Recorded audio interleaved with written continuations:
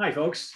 You're watching and listening to Sipping Off the Cuff on Tequila Aficionado Media on all of our channels and networks. We're everywhere, online and offline. That's right. I'm Mike Morales here in the San Gabriel Valley of Southern California. That gentleman out there is Rick Levy in the San Pasqual Valley of Southern California. Yeah, I didn't know that. I didn't know that's the valley that was called San Pasqual. I had no idea. I used to live in Rancho Peñasquillos, which is a little further up. You're still further south. South. Yeah. No, I'm north of Rancho really? Peñasquillos. Geez, yeah. So long. I don't know. I know that when the off ramp that we used to get off of, you go one direction, you go to Rancho Peñasquillos. The other direction, you go to Poway. Right. I'm north of that. Yeah. Okay. Wow. There you go. See, that's why he lives in that area, because it's hidden from the Highlands of San Diego. The Highlands of San Diego. Speaking of Highlands, we have a lowland tequila here. This is Tequila Atanasio. You may have seen it making the rounds. Yeah, it is verified, additive free, but whatever. And this is the Anejo expression. Beautiful color in that glass. I just broke the seal off of mine. No, I have not had any. This, I'm so looking forward to it, because Rick and I, we've been blown away by the Blanco and the Repo. Oh yeah, so old school. Just really a throwback tequila for those of you who are new to the tequila category and you're wondering what it used to be like 10, 20 years ago. That's your Blanco and your Reposado. So I'm anxious to see what they did with the Anejo. I'm going to pour mine in a Glencairn. I've got the Stossel Jarrito for tequila. Now, see, Rick, it looks darker in the bottle, but it's got a decent color. All right, I'll buy that.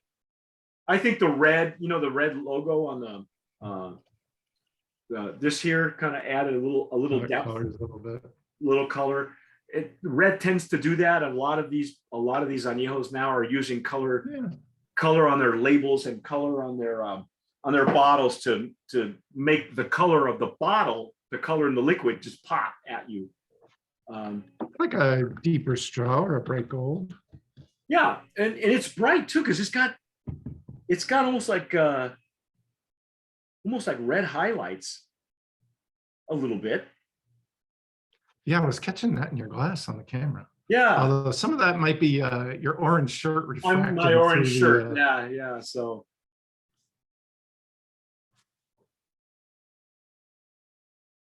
Wow, look at those legs and tears. I gotta say, folks, this is the character of the Blanco that translated into the Reposado. You're gonna need to let it open up a little bit, because they grow their own plants. They're agave growers first. It's the Landeros family that owns this distillery, 1599. And it's so little. If you enjoy cascanes, that's where they make cascanes. I believe that they're using their facilities to make their tequila there. Although the master distiller are two different people from Cascanes and Atanasio. Yeah, but definitely spend time with these expressions, because they just reveal themselves. Yeah, it's not an immediate thing. It really, it's one of those that requires time to open up and to enjoy. Just each one of these was a great sipper so far. So, well, now that's interesting. I'm getting more wood notes and less of the malolactic. Yeah.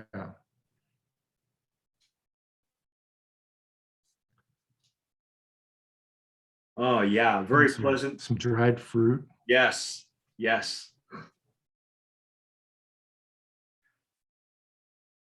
Wow. Well, you could almost say like I'm getting like a little touch of leather. Oh yeah. Maybe a little bit of tobacco, not a lot. I think it leans more toward like dried cocoa or something. Right. Or coffee. That's it. Coffee. Definitely leather. Yeah, and I love that. Gosh, you know how tough it is to get some of that to have it come at you like that. It's rare anymore. Oh, that's really enjoyable. Wow. The wood notes are very pleasant. They're deeper than I thought they would be. Yeah, but again, with their barreling, they're doing like they did with the Reposado, where they're putting it in just long enough for it to qualify for the expression, right? Because the Reposado was 3 months 3 months. in oak, and this is 13 months in American oak.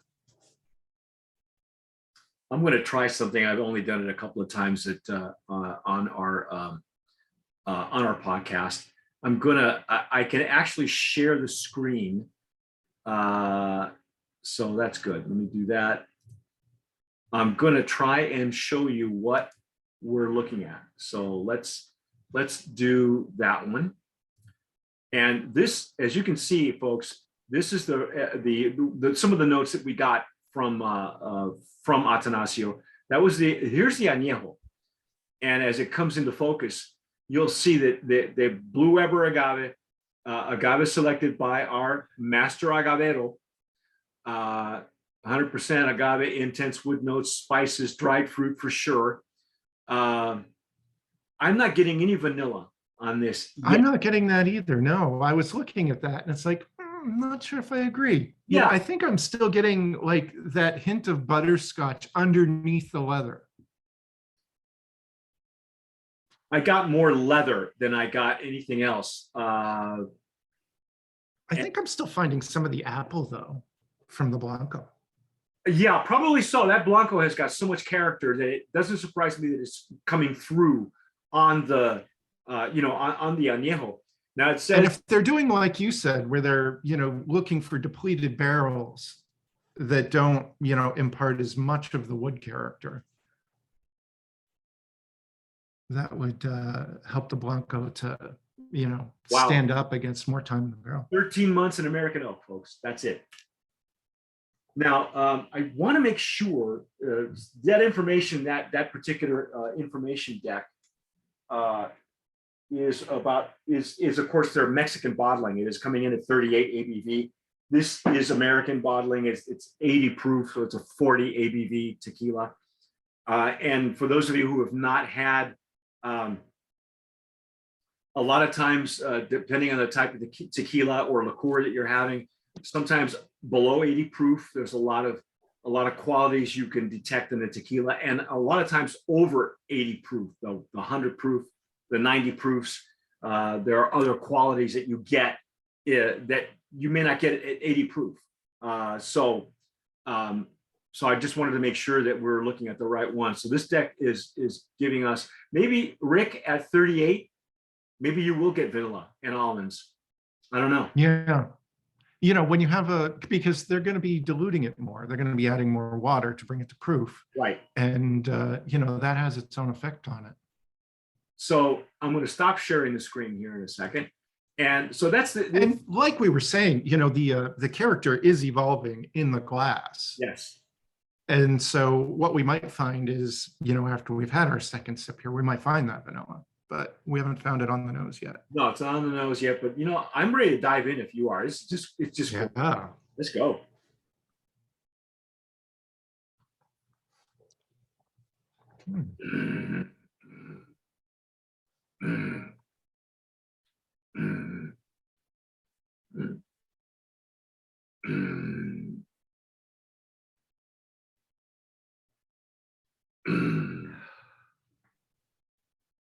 Wow. Wow. Wow. Much more of the hot cinnamon. Right. Warmth. This is a really bold tequila. It's got a lot of body, a lot of structure. It started that way with the Blanco, and this one just coats the palate so nicely. But great lip and gum numbness, all of it. It's just all there. Some of the sharper, greener aspects that we found in the younger expressions have been softened. Yes.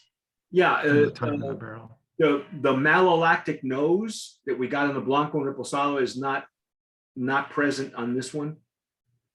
And if it is, it's converted into that tobacco kind of leather, the wood has converted it. I think that's what that just the way we talked about the Reposado, the wood notes have translated it into something else. So instead of butter, we get leather, Yeah. I think that's what they went and for. a little bit of, yeah, I'm getting a little bit of that coffee that we had on the nose as well. Yeah, and the dried fruit now, I'm getting a lot of that. Yeah, the dried fruit. Dried fruit, and it's like I want to say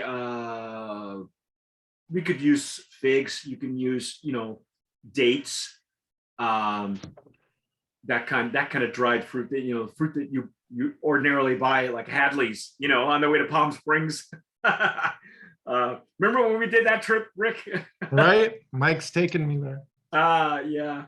The date shake. You always have to stop there for the date shake. But yeah, they're known for their dried fruits, and that's every time I say dried fruit, it's like I love dates, chopped up dates.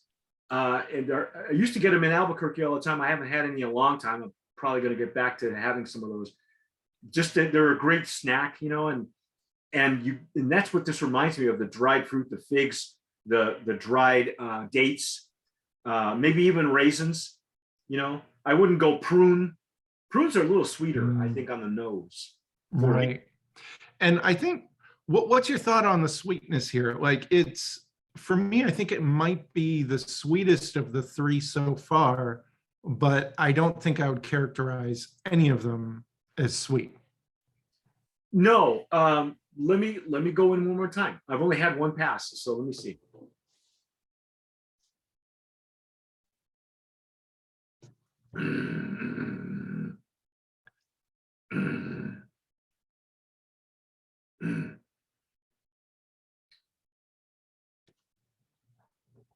It's sweet on the intake.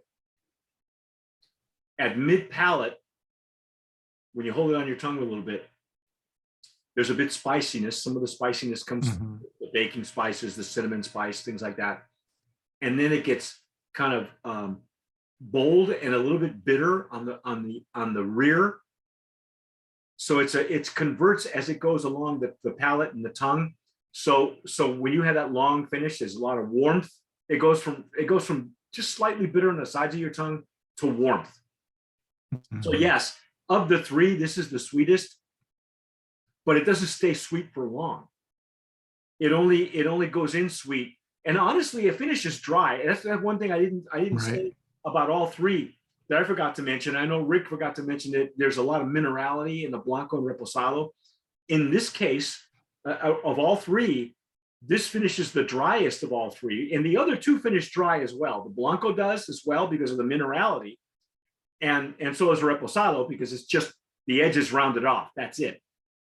So yeah, this one finishes dry and bold. It's bolder than I thought it would be because it does go in sweet, but then it starts to convert. I think the nose is probably sweeter than the flavor. Oh yeah, for sure.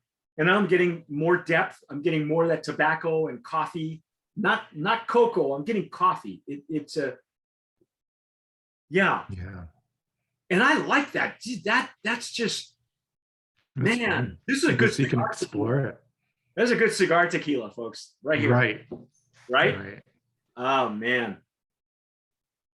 this is lovely. Because you get everything in that spectrum. You get the dried fruit that you normally get sometimes in like añejos and extra añejos, and then a little bit of the sweetness, but only a touch, and then it finishes long and dry, and it's like, wow, this is great for after dinner. Great with a cigar. If you would pair it with anything, maybe something a little bit sweeter, like a tiramisu or something like that. Maybe a coffee, like tiramisu's made with coffee. The good ones are. Yeah. Wow. This is what would you say for our barrelheads that watch, like folks who are coming over from like bourbon and whiskey? Bourbon. This is a bourbon drinker's tequila. I would definitely go bourbon. I wouldn't go whiskey. It's funny because whiskey, somebody explained to me, and actually Roger Klein did. Roger Klein, who has his own tequila Cancion now, he said that one goes in sweet and it finishes dry, and bourbon goes in dry, finishes sweet. This one goes in sweet, finishes dry. And I would, in my experience, my limited experience with bourbons, and whiskeys, I would say this is a bourbon because it's bolder. Bourbons tend to be bolder for me. Whiskeys tend to be sweeter for me. So yeah, I would say if you're a bourbon drinker, you've got a friend of yours who's an oakhead and loves his bourbon, this is the one that will bring him will bring him away from the dark side. Yeah. And I wonder how this would react with an ice cube. oh yeah, good idea. The bourbon and whiskey drinkers, sometimes they'll do like just a little splash of water in there that will heighten some of the flavors and the aromas. And you know who else too? Because it's finishing dry, Scotch drinkers. That is Herman Gonzalez from Tears of Llorona. That was always his go-to. Is they look for Scotch barrels, used Scotch barrels. So Scotch is a big element in the finished product of Tears of Llorona. And when he was making Chinaco for the family, was Scotch barrels. And I got to tell you, the old school Chinaco, when he was making it, oh my God, we talk about pears. And the first time I ever had pear come out to me in an Anejo was the old Tears of Llorona. The old Chinaco. It was so funny. I was vacuuming the house, right? And I was just having a tequila while I was doing that. And I rested the glass on the table while I was vacuuming. And I could swear I could smell pear. It just came up to me from like a distance. It's like, oh my God, they're right. That's the first, and it was like a añejo or reposado. It might have been an añejo. And it's like, that's magic, folks. That's so hard to get, nowadays. But this is definitely a magical tequila. Wow. And again, Rick and I have not reloaded. Okay, this is the same pour. And it's like, there's more coming out. There's more coming at you. It's so pleasant. Yeah. This is really just a gem, folks. What do we got for a price point? Rick, do you have just offhand? Because yeah, at Old Town, this bottle's going for 100.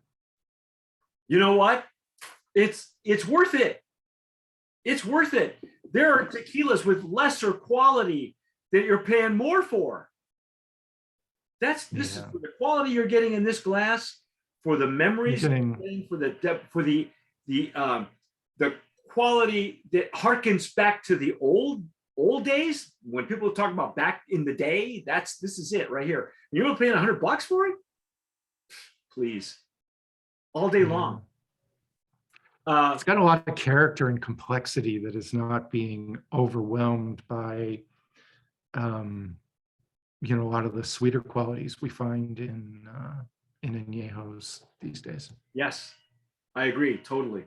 Hey, before I forget, Brand of Promise in that category. This is such a gem, folks.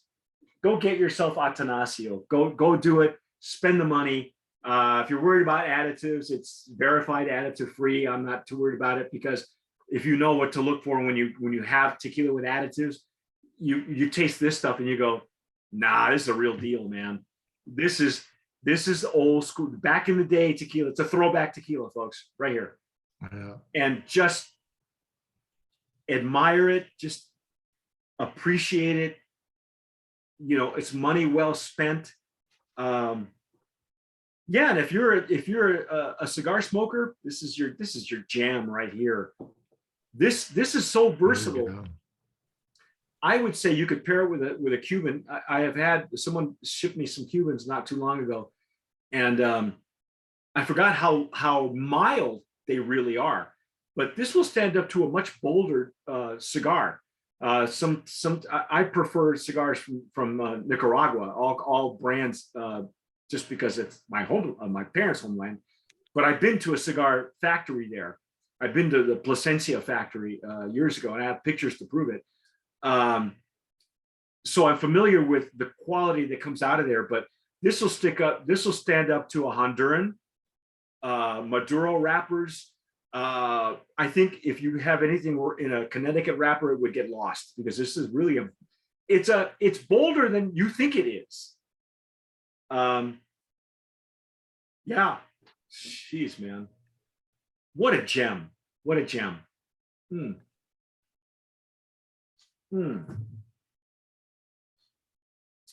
Okay, all Rick. of these, you could, yeah, you know, I haven't gone for a second pour on any of these. I find myself just fascinated with the nose. Yeah, you could really get captivated by, and that's another sign of It's captivating. Yeah, it's captivating.